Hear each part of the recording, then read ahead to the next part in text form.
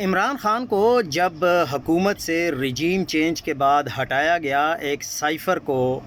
بھیجا گیا، وہ بھی غیر سیاسی شخصیت کے نام، تو اس وقت عمران خان چیخ چیخ کر یہ پوری قوم کو کہتا رہا کہ پاکستان کی معیشت بہت زبردست سمت میں 6% گروتھ ریٹ کے ساتھ چل رہی ہے۔ الحمدللہ آج ورلڈ بینک نے بھی اس بات کی تصدیق کر دی ہے کہ واقعی سن 2022 میں گروتھ ریٹ پاکستان کی 6.2 تھی، اور ماشاءاللہ سے رجیم چینج کے بعد یہ جو سیاسی مہم جئی نے معیشت کا بالکل جنازہ نکال دیا ہے۔ ورلڈ بینک کی تازہ ترین رپورٹ کے مطابق یہ 4 سال 2023 سے لے کر 2026 تک، اور 2026 جو ہے یہ تخمینہ لگایا گیا ہے، یہ بالکل پاکستان کی معاشی تاریخ کے لگاتار بدترین سال ثابت ہوئے ہیں۔ فسکل ایئر 2023 میں پاکستان کی گروتھ ریٹ -0.2% پر چلی گئی تھی۔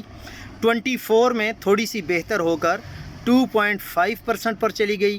اور 25 میں تھوڑی سی مزید بہتر ہو کے 2.7% پر چلی گئی، اور تخمینہ جو لگایا گیا ہے فسکل ایئر 2026 کا وہ 2.6% ہے، جو کہ 2025 کے مقابلے میں معیشت تھوڑی سی گر کر اور کم ہو رہی ہے۔ یہ فگرز بھی 2 نمبری سے بنائے گئے ہیں، کیونکہ IMF نے بڑے اعتراض لگا دیے ہیں، اور انہوں نے اس کو فگرز فجنگ کا نام دیا ہے کہ پاکستان نے ہیر پھیر کی ہے اس فگرز میں۔ یاد رہے، رجیم چینج آپریشن سے قبل تحریک انصاف کے دور میں پاکستان کی معیشت مسلسل 2 سال 6% کی رفتار سے بڑھ رہی تھی۔ سن 2021 میں 5.8% تھی، اور سن 2022 میں 6.2% تھی، لیکن چونکہ پاکستان کے طاقتوروں کو معیشت کا صحیح چلنا پسند نہیں تھا، اور دوسرے ممالک کے دباؤ میں آ کر رجیم چینج کرنا پڑا، اور آج معاشی ترقی بہت بری طرح متاثر ہوئی ہے، اور پاکستان کی گروتھ